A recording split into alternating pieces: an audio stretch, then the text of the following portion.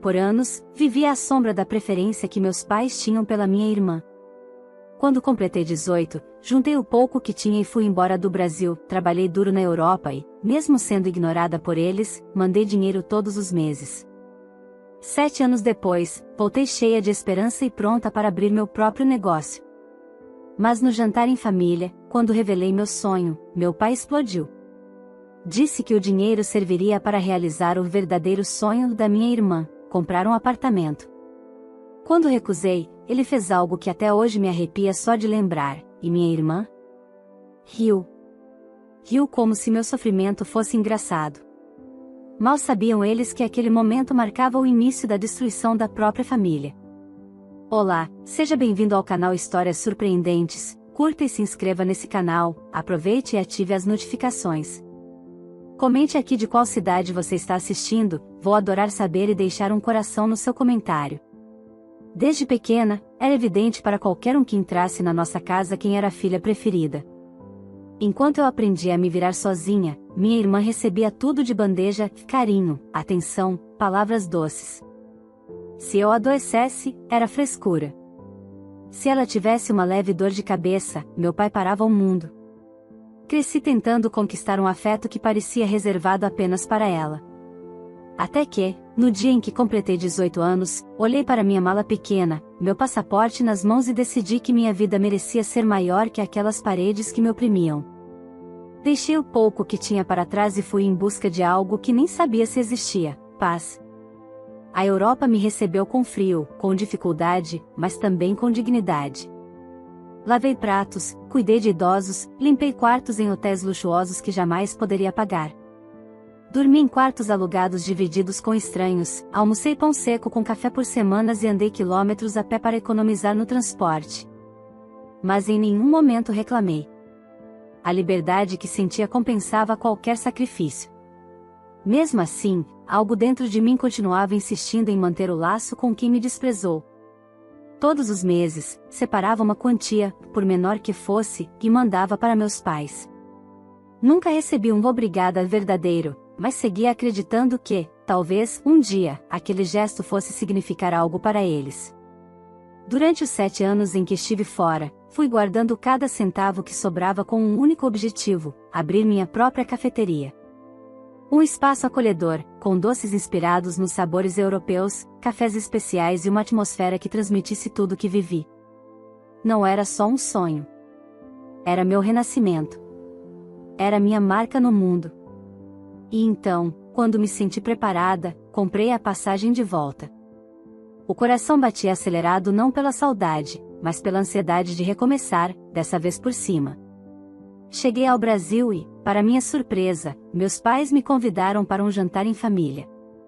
Pareciam animados, e até mesmo minha irmã respondeu com um emoji sorridente na mensagem do grupo.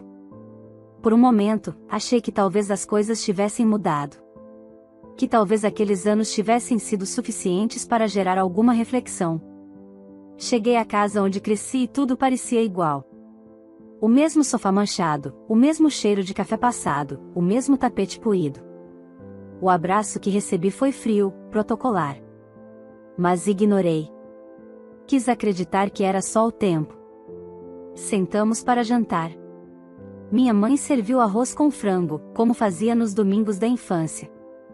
Eles falaram sobre a vida, sobre as reformas que queriam fazer na casa, sobre a promoção da minha irmã. E quando chegou minha vez de falar, abri um sorriso sincero. Estou voltando para abrir meu negócio. Uma cafeteria gourmet. Guardei durante todos esses anos na Europa. Vai ser algo especial, algo que sempre sonhei. Mas antes que eu terminasse a frase, meu pai bateu com força o talher no prato. Você não vai abrir nada. Esse dinheiro vai servir para darmos entrada no apartamento da sua irmã.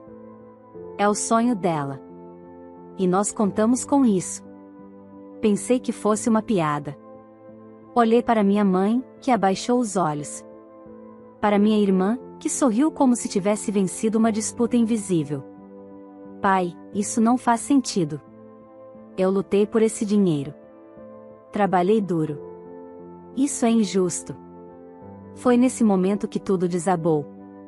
Meu pai se levantou, Caminhou até o fogão e, sem pensar duas vezes, pegou um caneco com água fervendo e atirou em mim. A dor foi imediata, como se minha pele estivesse sendo arrancada. Caí no chão, tentando me proteger. Mas o que me destruiu não foi a queimadura. Foi ouvir a risada debochada da minha irmã ecoando pela cozinha. Menos, mana. Essa água nem está tão quente. Agora transfere logo o dinheiro, vai. Tô ansiosa para procurar meu apartamento. Cambaleei até a porta, com o rosto em chamas e o coração em pedaços. Saí sem olhar para trás. Eles não sabiam, mas naquele instante, assinaram a própria sentença de destruição. Porque, ao me ferirem daquela forma, me deram um novo propósito. E dessa vez, eu não voltaria mais para buscar afeto. Eu voltaria para cobrar o que me era devido. Fui embora da casa dos meus pais com a pele queimando e os olhos secos. Nenhuma lágrima caiu, e não por falta de dor, mas porque, ali, tudo dentro de mim já tinha secado. Peguei um carro por aplicativo e fui direto para o hospital. As bolhas na pele da clavícula e do ombro já estavam se formando, e a dor era intensa, mas suportável. Mais do que a queimadura, doía a confirmação de que eu era, para eles, apenas um meio para atingir os fins da minha irmã.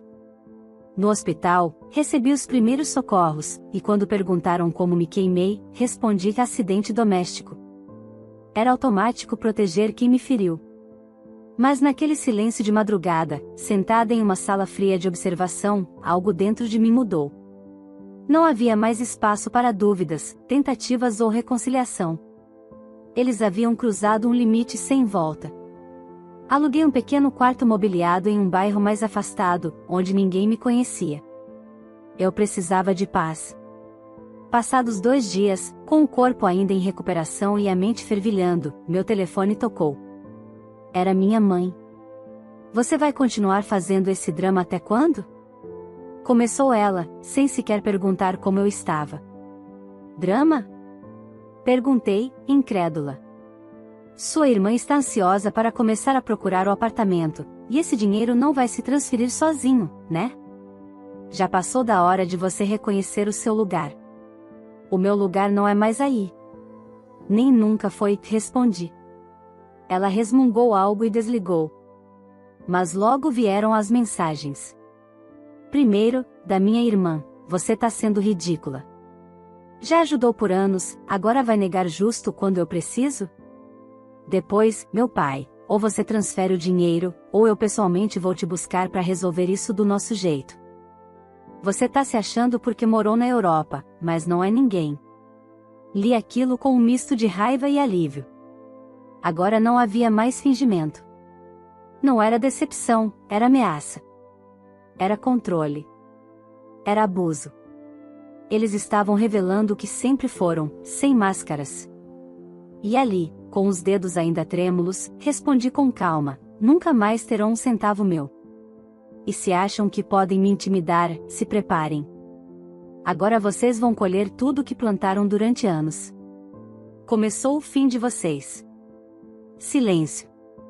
Nenhuma resposta imediata. Sabiam que eu não estava mais sob o controle deles. Na manhã seguinte, fui à delegacia. Levei o laudo médico da queimadura e registrei um boletim de ocorrência. O delegado ouviu tudo com atenção. Quando mencionei a água fervendo e a frase debochada da minha irmã, ele arregalou os olhos.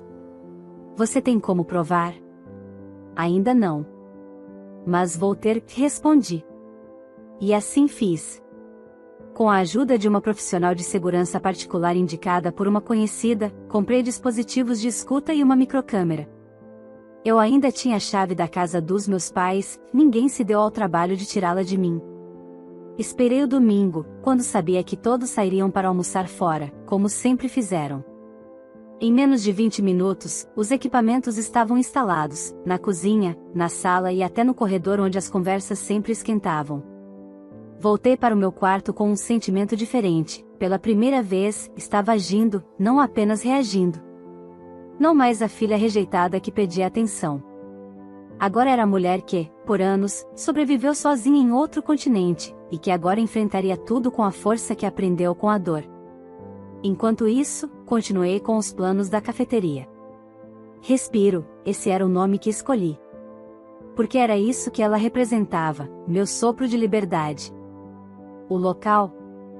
Um ponto comercial no centro da cidade, perto de um parque, com janelas amplas e uma fachada charmosa. Estava quase fechado o contrato. Eu via tudo se concretizando, enquanto o passado desmoronava. Em menos de uma semana, o material das escutas começou a chegar. E foi muito pior do que eu imaginava. Em um dos áudios, minha mãe dizia, ela sempre foi um fardo. Só serviu para mandar dinheiro. Agora que a irmã dela tem chance de crescer, ela quer bancar a rebelde? Meu pai completava, essa ingrata vai pagar. Eu não criei filha para sair por aí abrindo café gourmet e se achando melhor que a gente. E minha irmã, entre risos, melhor que a gente ela nunca foi. Só soube esfregar a vida da Europa na nossa cara. Mas vamos ver se ela vai rir quando o nome dela estiver sujo. Parei o áudio ali. Eu tinha tudo o que precisava. Provas, coragem e um motivo, acabar com aquela farsa familiar que me perseguiu por toda a vida. E aquilo era só o começo. As noites se tornaram longas, mas não por insônia, e sim por estratégia. Eu escutava cada gravação com fones no volume baixo, sozinha, com um bloco de anotações ao lado. A cada frase que ouvia, anotava horário, contexto, palavras-chave. Sabia que, tecnicamente, instalar câmeras e escutas em uma casa sem autorização dos moradores podia me colocar em risco. Meu advogado deixou claro que, se descobrissem, meus pais poderiam me processar por violação de privacidade. Mas eu não tremi. Depois do que sofri, não me importava. Eles cruzaram todos os limites possíveis. Agora, era minha vez de cruzar os deles. Esperei em silêncio. Precisava ser cautelosa. Já tinha conseguido provas das ameaças, dos xingamentos, da clara intenção de manipular e me forçar a entregar o dinheiro que lutei tanto para juntar. Mas faltava algo, uma confissão sobre o que aconteceu naquele jantar. Sobre o momento em que meu pai jogou água fervente em mim, e minha irmã debochou como se eu fosse um personagem ridículo numa comédia de mau gosto. Demorou 4 dias. E então, na tarde de uma sexta-feira, enquanto revisava orçamentos do arquiteto da cafeteria, meu celular vibrou. Era o alerta da gravação. Abri o aplicativo, ajustei o som e escutei. Minha mãe, já se passou quase uma semana e aquela menina continua muda. Nem sinal de dinheiro. Meu pai, rindo, mas você viu a cara dela na hora? Quando joguei a água. Parecia um gato molhado desesperado. Quase escorregou na cozinha. Minha irmã, entre gargalhadas, eu disse que a água nem estava tão quente. Exagerada como sempre. E o melhor foi ela saindo toda tremida, tentando fazer pose de digna. Se tivesse filmado, dava para viralizar. Meu pai, ela achava que ia voltar e mandar em tudo. Que ia abrir lojinha gourmet, servir cafezinho caro e se sentir europeia no meio da favela. Minha mãe completou, o dinheiro dela era obrigação. Por tudo que comemos e bebemos às custas dos sacrifícios que fizemos por ela. Ela deve isso à família. A gravação durou 18 minutos. E naquele tempo, entre insultos e risadas, eles não apenas zombaram da minha dor, mas admitiram que o que fizeram foi proposital. Sem nenhuma vergonha. Sem arrependimento. Quando a gravação terminou, permaneci imóvel.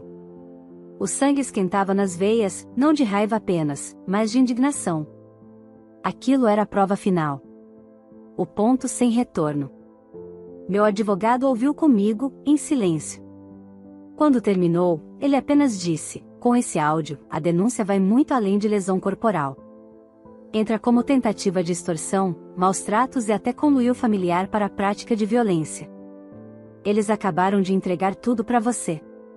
Fizemos a transcrição. Em seguida, anexamos ao processo. E também levamos ao delegado responsável pelo boletim. Ele escutou com os olhos arregalados, murmurando baixinho um isso é doentio a cada trecho. Agora temos material para pedir medidas protetivas, além de avanço no inquérito, explicou. Mesmo diante da possibilidade de represálias legais pela instalação dos dispositivos, o delegado foi claro: eles podem até tentar alegar violação de privacidade, mas diante do conteúdo, dificilmente alguém vai comprar a narrativa deles. A justiça costuma ver o todo. E o todo aqui é podre. Ainda assim, me preparei. Passei a andar com o celular no bolso, gravação ativada. Avisei meu advogado para qualquer contato que recebessem. E tratei de reforçar a segurança do local onde eu morava. Eles ainda não sabiam, mas a versão frágil e submissa que deixaram sangrando na cozinha havia morrido naquela noite. No lugar, nasceu alguém nova. Alguém que não pedia mais permissão. Que não esperava mais reconhecimento. Que não aceitava mais migalhas. Nos dias seguintes, mergulhei no projeto da cafeteria. As plantas começaram a ganhar cor, os móveis foram encomendados e as contratações iniciadas. Escolhi a dedo cada detalhe, desde as luminárias importadas até os aromas dos cafés especiais. Não porque queria luxo, mas porque queria excelência.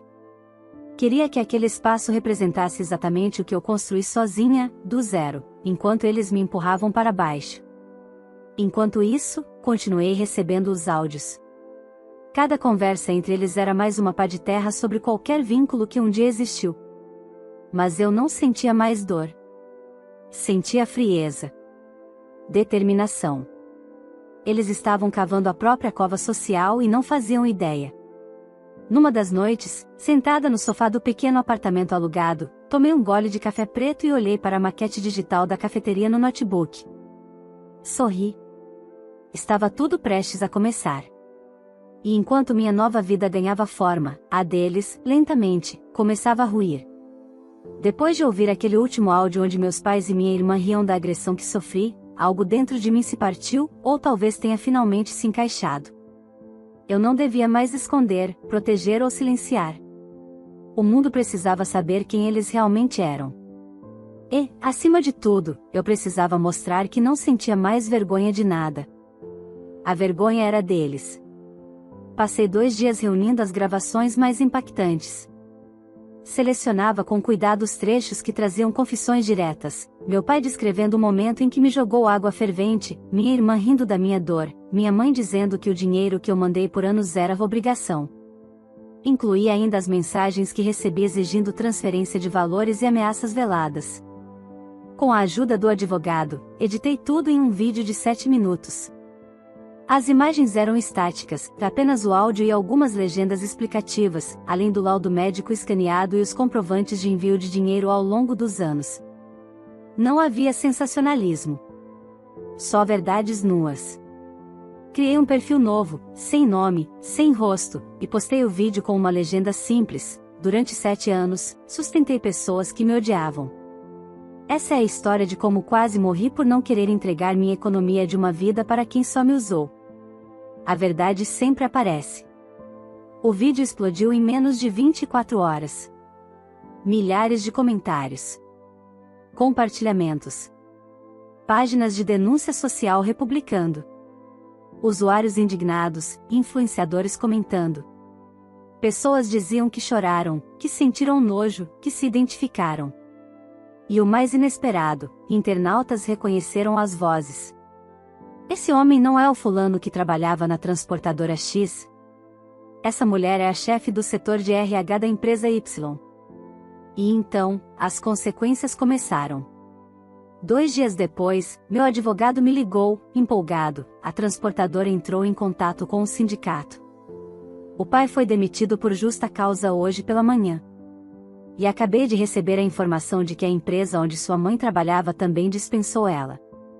Estão tentando abafar a história, mas já circula em grupos internos. Respirei fundo. Não senti prazer, mas justiça. Aqueles que por anos me fizeram sentir pequena estavam provando do gosto amargo da verdade. Meu advogado também já havia protocolado oficialmente a ação judicial, lesão corporal dolosa, extorsão tentada, danos morais e pedido de medidas protetivas. Tudo amparado pelas gravações, laudo médico, prints das ameaças e testemunhos. A justiça, mesmo que lenta, estava em movimento. Naquela noite, Enquanto observava os comentários do vídeo crescendo em ritmo acelerado, meu celular tocou. Era um número fixo. Atendi em silêncio. Como você teve coragem de fazer isso? Gritou meu pai do outro lado da linha. Sua voz estava distorcida pela fúria. Você destruiu minha carreira. A sua mãe tá arrasada. E sua irmã não consegue nem sair na rua. Completou, agora com a voz mais aguda, ofegante. O que foi isso? Vingança? Você vai pagar por essa exposição. Vai pagar por cada centavo que nos fez perder. Mantive a calma. Eu só expus o que vocês disseram. Ninguém forçou vocês a rir da minha dor, a me ameaçar, a me chamar de fardo. Vocês mesmos cavaram isso. Minha mãe pegou o telefone, chorosa. Filha, por que você fez isso com a gente? A gente só queria o melhor para sua irmã, você sabe, não me chamem de filha, lhe interrompi, fria.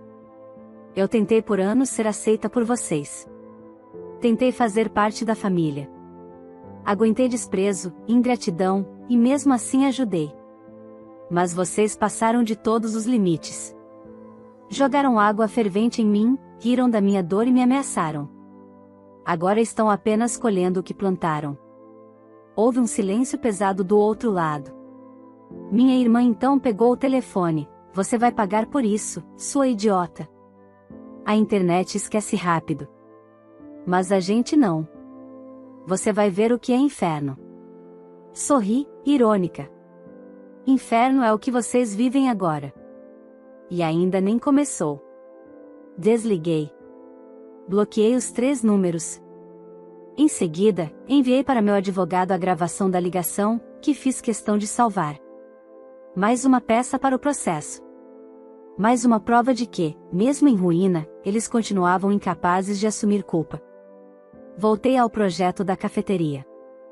Faltavam poucos detalhes para a inauguração. O cheiro de madeira nova, o som das máquinas sendo instaladas, a vitrine sendo montada com doces europeus me davam forças. Estava quase tudo pronto.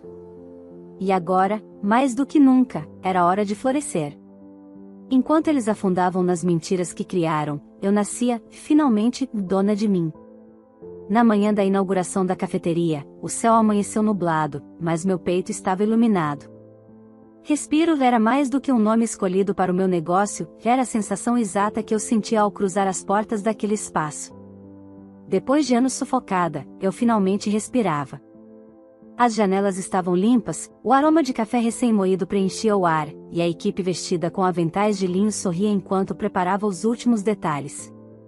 Cada centímetro daquele lugar tinha minha história gravada, as luminárias suspensas de ferro que comprei com o primeiro salário na Europa, os quadros de paisagens que pintei nas madrugadas solitárias em Marsella, os sabores de bolos inspirados nas receitas que aprendi com uma idosa portuguesa que me tratou como neta. Tudo ali era verdade. O público começou a chegar logo cedo. Gente que viu o vídeo nas redes sociais e quis conhecer o espaço da mulher que se reergueu depois de ter sido queimada pelos próprios pais. Alguns pediam para tirar fotos, outros vinham apenas me cumprimentar em silêncio, com um olhar que dizia: estamos com você. Eu recebia cada gesto com gratidão. Estava acontecendo. Era real. Mas, ao final da tarde, quando o movimento deu uma pequena pausa, fui surpreendida por uma notificação no celular. Meus pais e minha irmã haviam protocolado uma contra-ação judicial. Alegavam difamação, calúnia, dano moral e invasão de privacidade. Pediam uma indenização pelos prejuízos causados à vida pessoal, profissional e à integridade emocional da família. Ri sozinha, com ironia. Depois de tudo, eles ainda tentavam inverter os papéis. Mas minha defesa já estava sólida, e as provas eram incontestáveis. Meu advogado foi rápido na resposta. Isso só mostra o desespero deles. Eles não têm defesa, então agora tentam atacar. Mas fique tranquila, esse processo não se sustenta diante da quantidade de provas que temos. Além disso, a repercussão pública joga a nosso favor. Mesmo assim, os ataques não pararam. Começaram a surgir perfis falsos comentando nas redes sociais da cafeteria: tentando me difamar, insinuando que eu era ingrata, mentirosa, oportunista. Mas a verdade tem raízes profundas. E minha história já havia tocado corações demais para ser desacreditada. Os próprios seguidores denunciavam os comentários maliciosos. As redes sociais da cafeteria se tornaram um espaço de apoio, de empatia. Muitos compartilhavam suas próprias histórias de abuso familiar, de rejeição, de superação. Meu sofrimento havia se transformado em força coletiva. Enquanto isso, meu advogado avançava com o processo. A justiça autorizou a quebra de sigilo bancário dos meus pais e da minha irmã, o que revelou que boa parte do dinheiro que enviei durante os 7 anos na Europa foi usado em viagens, roupas de luxo, e até uma tentativa frustrada de abrir um negócio para minha irmã, um curso de maquiagem que fechou 2 meses depois da inauguração por falta de clientes. A juíza responsável pelo caso demonstrou firmeza e celeridade. Concedeu medidas protetivas, proibindo meus pais e minha irmã de se aproximarem de mim ou da cafeteria. Também autorizou o uso das gravações como evidência, considerando a gravidade dos fatos e o contexto de violência doméstica emocional e física. Foi nessa mesma semana que recebi um e-mail inesperado. Uma universidade privada me convidava para participar de um projeto de apoio a mulheres que romperam com laços familiares abusivos. Queriam me ouvir, entender minha história, ajudar outras mulheres em situação semelhante. Respondi com um agradecimento sincero, mas declinei. Não estava pronta para transformar minha dor em bandeira. Ainda não. O que eu queria, por enquanto, era viver minha vida. Em paz. Com dignidade. Com sabor de café e liberdade. No entanto, a queda da minha antiga família estava apenas começando. Sem emprego e com o nome envolvido em escândalo público, meus pais viraram alvo de comentários no bairro onde moravam. A vizinhança se afastou. Clientes antigos do comércio que frequentavam cortaram laços. A irmã, que antes se vangloriava nas redes com fotos de festas e viagens, deletou todas as contas depois que seus vídeos debochando da agressão começaram a circular entre conhecidos. Uma ex-funcionária da empresa onde minha mãe trabalhava contou que ela chorava todos os dias no RH, pedindo uma chance para limpar o nome. Já meu pai, segundo vizinhos, passou a sair apenas de boné e óculos escuros, como se escondesse a vergonha ou o orgulho ferido. Mas nada disso me trazia prazer. O que me satisfazia era saber que, finalmente, o jogo havia virado. E não por vingança, mas por justiça. Eu não precisei levantar um dedo além do necessário. Foram eles que cavaram cada metro da ruína que agora os afundava. E enquanto eles afundavam, eu crescia. E o melhor ainda estava por vir. Alguns meses se passaram desde a inauguração da cafeteria. Respiro se consolidou como um dos espaços mais frequentados da cidade. Clientes fixos, críticas positivas, pedidos constantes para eventos privados.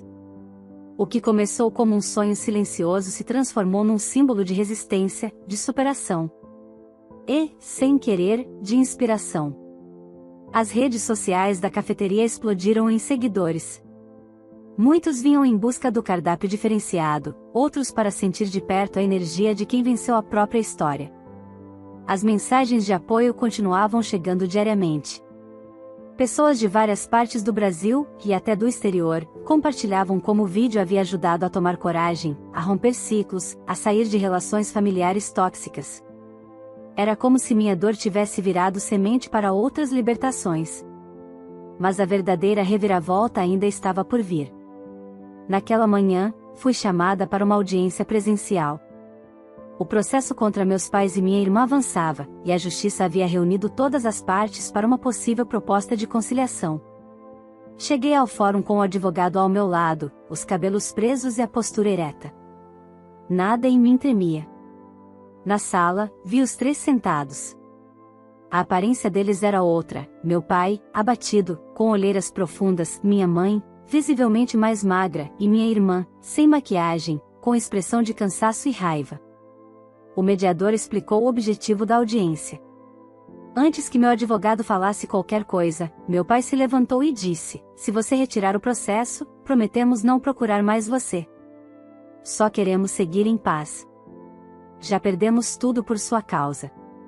Já aprendemos a lição. Olhei por alguns segundos. Não havia arrependimento real. Apenas medo das consequências. Minha mãe abaixou os olhos. Minha irmã desviou o rosto. Vocês não perderam tudo por minha causa. Perderam por causa de quem são.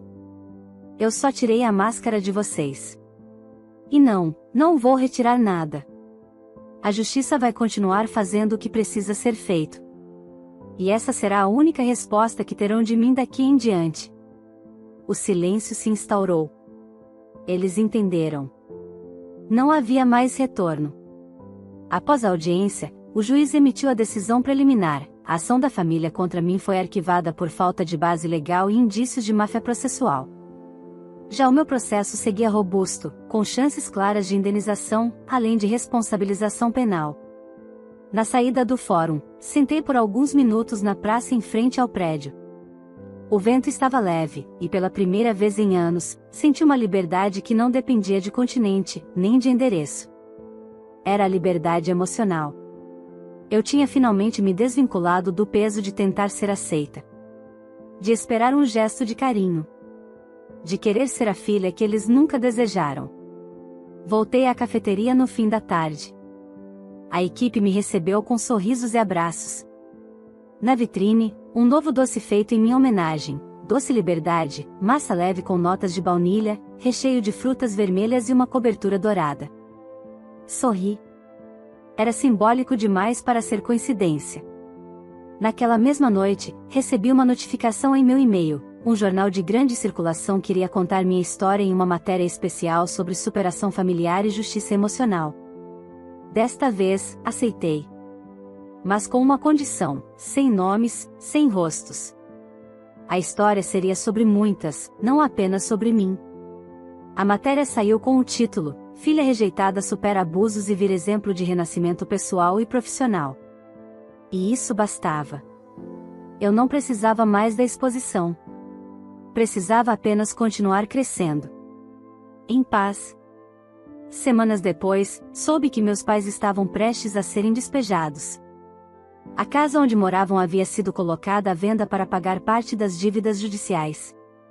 Minha irmã foi morar de favor na casa de uma amiga. O que fizeram comigo agora se voltava contra eles, não por minha vingança, mas porque tudo que se constrói sobre crueldade, um dia, desmorona. Um dia, sozinha no mezanino da cafeteria, recebi uma última mensagem da minha mãe. Um texto curto: você venceu. Mas perdeu uma família. Que Deus tenha piedade de você. Apaguei sem responder. Porque eu não perdi uma família. Eu me livrei de uma prisão. E ganhei algo infinitamente maior: respeito por mim mesma, dignidade, paz e um lar construído com verdade. Hoje, respiro é o lugar onde eu floresço. Onde outras pessoas encontram força. Onde o passado não entra, e o futuro é servido quente, em xícaras fumegantes com aroma de recomeço. E se eles achavam que me destruiriam com água fervente, mal sabiam que estavam apenas ativando o calor da minha reconstrução. Se essa história tocou o seu coração de alguma forma, não esqueça de curtir o vídeo, se inscrever no canal e compartilhar com alguém que precisa ouvir essa mensagem de força e superação. E agora eu quero saber de você: se estivesse no lugar dessa filha, teria coragem de fazer o mesmo? Enfrentaria tudo e todos para recomeçar a própria vida com dignidade? Me conta aqui nos comentários, vou adorar saber sua opinião. Ah, e não esquece de dizer de qual cidade você está assistindo esse vídeo, que eu vou passar nos comentários deixando um coração nos que mencionarem. Sua participação é muito importante para que histórias como essa cheguem a mais pessoas. Vamos juntos espalhar mensagens de coragem, justiça e recomeço.